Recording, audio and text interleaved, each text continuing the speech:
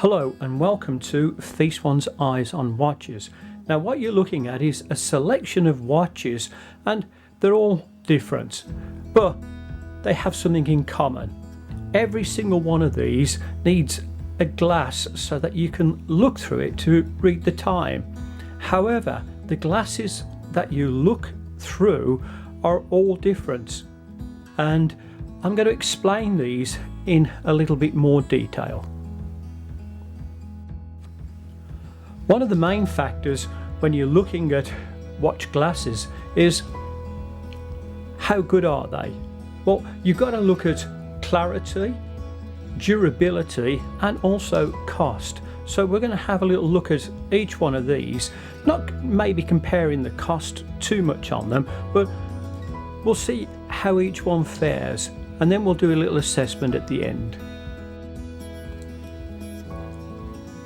This watch has an acrylic glass in it, and from a clarity point of view, I think you can read just about everything. There is no distortion around.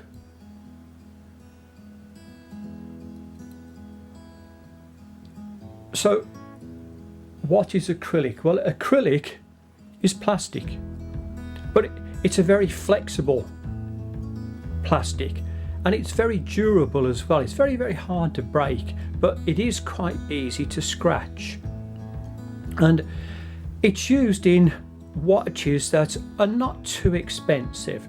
So this watch doesn't belong to me, I just had to borrow this one, but you can buy these from supermarkets. And again, if you're looking at price on them, they're quite reasonable for the price, but they certainly do the job. So acrylic is one option. The next option is mineral glass, and mineral glass is one of the most common. In hardness, it's ranked 5 out of 10 on a Mohs hardness scale. It gets its hardness by heat and coating process. And a watch like this, it's called, the brand here is called Give, would have something on a similar basis to this. From a scratch resistant point of view, this watch is quite scratch resistant. What about clarity? Well, again, just look at the watch and you can see quite clear through here. And cost, well, to keep the cost down, this is why they use this type of glass in it, and it's a mineral. As I said, it goes through a heat process on it, and it's very easy to manufacture.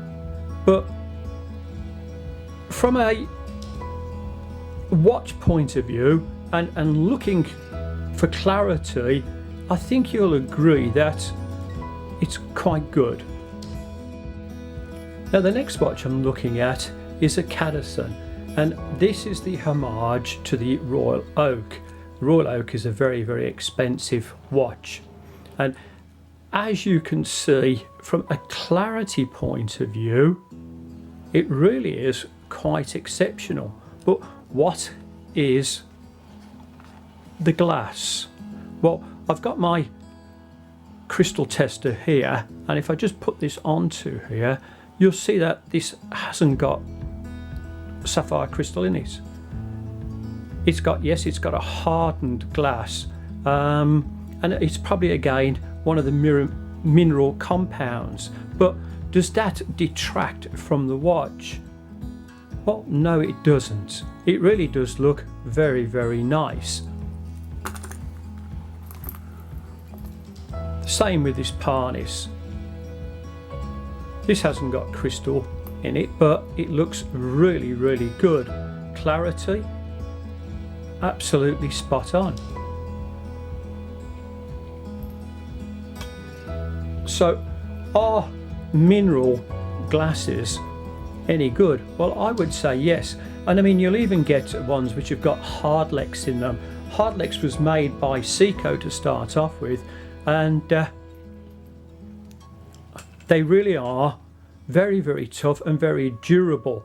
And cost-wise again, and even from a manufacturing point of view, they're a little bit easier to manufacture. If you want domed shapes on them, you can get those. It does affect the clarity a little bit with these because it causes a little bit of refraction, distortion.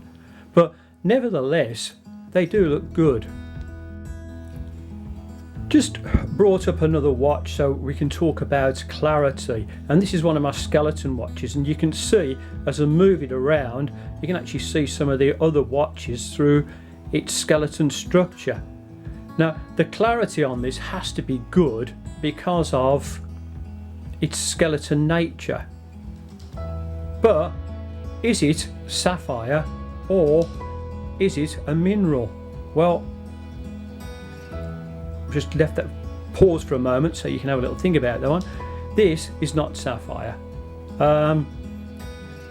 I think it could be a hardlex on this one, but again, if you have a look at the clarity of this, it really is quite good. Sapphire crystal is the most desirable. It's got an outstanding resilience and it makes it perfect for premium watches. But even this watch, I mean, like, you're talking again only what, £70, and I just want to show you on here that this has got a premium crystal in it, so it really is quite good. And this is a Pagani, and that's my rainbow watch. But when we're talking about prices and price points for this is a Star King. Now this Star King came in at just under £25, and I just want to show you that, oops, sorry, I slipped off there, that this, even at £25, has a sapphire crystal in it. Now clarity on this, well, for £25 this is actually really very, very good, because you can also see that it's shaped a little bit, and if you understand the process of making a sapphire crystal, because this has to be polished, you can't machine these too much, so that is very, very good. Going back to this one over here, again from a clarity point of view, if we just bring these two together, so this one has sapphire crystal, this one doesn't. But which would you say is better from a clarity point of view? Well, even price point between the Cadison and my rainbow watch here, there was not much in them. So which one would you say is better? And again, like when you're looking at price point, people like Star King can do a sapphire crystal, and a good quality one, at quite a reasonable price. And even this watch over here, this is a Bligger. Now this is an homage again, and you can see it's got the wave lines on this. I have done reviews on all of these watches that you're having a look at, and I just want to show you. There you go, nice sapphire crystal in it. But